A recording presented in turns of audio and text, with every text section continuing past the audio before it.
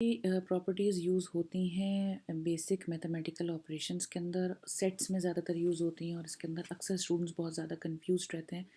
तो ये एक बहुत एलेबोरेटेड टॉपिक भी है और इसका लेक्चर भी काफ़ी डिटेल में बना था। That's why we have divided this lecture into two parts. पहले लेक्चर के अंदर we are trying to cover addition and subtraction with regards to all these properties, और सेकेंड लेक्चर के अंदर we will complete these properties with regards to multiplication and division. पहली property जो है वो क्लोजर की है। ये usually fill in the blanks के अंदर आता है कि the set of odd numbers is closed for addition और सब्ट्रैक्शन और मल्टीप्लिकेशन। तो इसके अंदर अक्सर बच्चे कंफ्यूज हो जाते हैं कि व्हाट डज़ दैट मीन। इसका सिंपल सा मतलब ये है कि अगर आपने एक पर्टिकुलर ग्रुप लिया है नंबर्स का, लाइक इवन नंबर है, ऑड नंबर है, इंटीजर्स है, और फिर आपने उनके ऊपर कोई ऑपरेशन किया, प्लस किया या माइनस किया, और जो आंसर आया वो भी इंटीजर है या इवन है या ऑड है, तो आप उसको कहेंगे कि the closure property holds true for addition और सब्ट्रैक्शन। लाइक हमने यहाँ एग्जांपल ली है कि अगर हमने दो इवन नंबर्स को 6 को और 4 को आपस में ऐड किया है तो इनका आंसर जो आया है 10, वो भी एक इवन नंबर है। इसका मतलब ये है कि the set of even number is closed for addition. दस, और यहाँ जो दूसरी एग्जांपल ऑड नंबर्स की हमने दी है कि 3 + 5 इज इक्वल्स टू 8, तो 3 और 5 दोनों ऑड नंबर्स हैं और इनका आंसर जो है वो इवन नंबर आया, तो the set of odd numbers is not closed for addition. Similarly अगर हम क्लोजर प्रॉपर्टी देखें फॉर सब्ट्रैक्शन, तो हमने दो इवन नंबर्स लिए हैं 6 और 4। जब हमने 6 में से 4 को सब्ट्रैक्ट किया, माइनस किया, तो हमारा जो आंसर आया है वो भी एक इवन नंबर है। तो the set of even number is closed for subtraction. लेकिन अगर आप माइनस करेंगे दो ऑड नंबर्स को, यानी 7 में से अगर आप 5 माइनस करेंगे तो आपका आंसर 2 आएगा, जो कि एक इवन नंबर है। तो आप कहेंगे कि closure does not work for subtraction of odd numbers. तो इसकी सिग्निफिकेंस एडवांस मैथमेटिक्स में है या फिर फिल इन द ब्लैंक्स के अंदर और सेट्स के अंदर नॉर्मली ट्रू एंड फॉल्स के अंदर आती है। तो अगर आप दो इंटीजर्स लें और उनको आपस में ऐड करें, आपका जो आंसर आएगा वो भी एक इंटीजर होगा। तो इसका मतलब ये है कि the closure property works for integers as well, it's holds true for integers as well. Then second property हमारे पास जो है वो कम्यूटेटिव प्रॉपर्टी है। कम्यूट का मतलब होता है एक जगह से दूसरी जगह जाना जनरली। तो commutative property means that the commute or movement of movement of the numbers does not make any difference in the operations result। मतलब ये है कि आपने 3 के अंदर अगर 5 प्लस किया और आपका आंसर 8 आया, अब आप इस इक्वेशन को रीराइट करें और आप 5 पहले लिख दें और 3 बाद में लिख दें। 3 + 5 लिखें या 5 + 3 लिखें, 5 कम्यूट करके 3 की जगह आ गया, 3 चल के 5 की जगह आ गया, लेकिन आपका आंसर 8 ही रहा। तो इसका मतलब ये हुआ कि आपकी जो कम्यूटेटिव प्रॉपर्टी है it holds true for addition.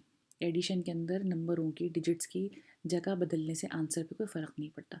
लेकिन अगर आप सब्ट्रैक्शन देखेंगे तो सब्ट्रैक्शन में ऐसा नहीं होता। अगर आप 13 में से 5 माइनस करेंगे तो आंसर 8 आएगा, लेकिन अगर आप 13 की जगह 5 और 5 की जगह 13 रख देंगे, 13 कम्यूट करके 5 की जगह आ जाए, 5 चल के 13 की जगह चला जाए, तो आपका आंसर 8 नहीं होगा। इसका मतलब ये है कि commutative property does not hold true for subtraction. Commutative property holds true for addition but it does not hold true for subtraction. ये भी ज़्यादातर सेट्स के अंदर ट्रू एंड फॉल्स और फिल इन द ब्लैंक्स के अंदर आता है जनरली। एसोसिएटिव प्रॉपर्टी है। एसोसिएट का मतलब ये होता है कि किसी चीज़ का एसोसिएशन बनाना या ग्रुप बनाना, 2-3 नंबर्स को आपस में ग्रुपिंग कर देना, इट मीन्स के कोई एसोसिएशन बना दी।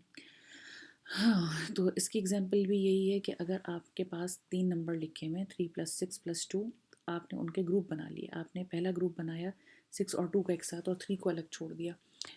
दूसरी एग्जांपल के अंदर आपने 3 और 6 का ग्रुप एक साथ बना लिया और 2 को अलग छोड़ दिया। आंसर आपका दोनों सूरतों में सेम ही है, आंसर आपका 11 ही आया है। 6 में आपने यहाँ पर ब्रैकेट को पहले सॉल्व करते हैं, तो आपने 6 में 2 प्लस किया तो ये आ गया 8, और 8 के अंदर फिर आपने 3 प्लस किया तो आ गया 11। सिमिलरली आपने यहाँ पर 6 में 3 प्लस किया, फिर उसमें 2 प्लस किया, तो जो भी आंसर आया आपका वो आंसर दोनों सूरतों के अंदर एक जैसा है। इसका मतलब ये कि associative property holds true for addition, but similarly like the commutative property it does not hold true for subtraction. अगर आपके पास एक क्वेश्चन है जिसके अंदर आपको 10 में से माइनस करना है 7 और फिर माइनस करना है 3, आपने एक एसोसिएशन बना ली, एक ग्रुप बना लिया, पहले 7 और 3 का, आपने 7 में से 3 माइनस किया, उसके बाद जो भी आपका आंसर आया उसको आपने 10 में से माइनस किया तो आपका आंसर 6 आया। 7 में से 3 माइनस किया 4 आया, और 10 के अंदर से जब आपने उस 4 को माइनस किया तो आपका आंसर 6 आया।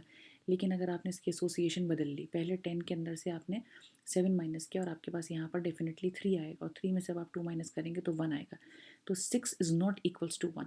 दैट मीन्स कि associative property does not hold true for subtraction, it holds true for addition but it does not hold true for subtraction. अगर आप एसोसिएशन या ग्रुपिंग कर रहे हैं तो आपकी एसोसिएटिव प्रॉपर्टी सब्ट्रैक्शन में काम नहीं करेगी।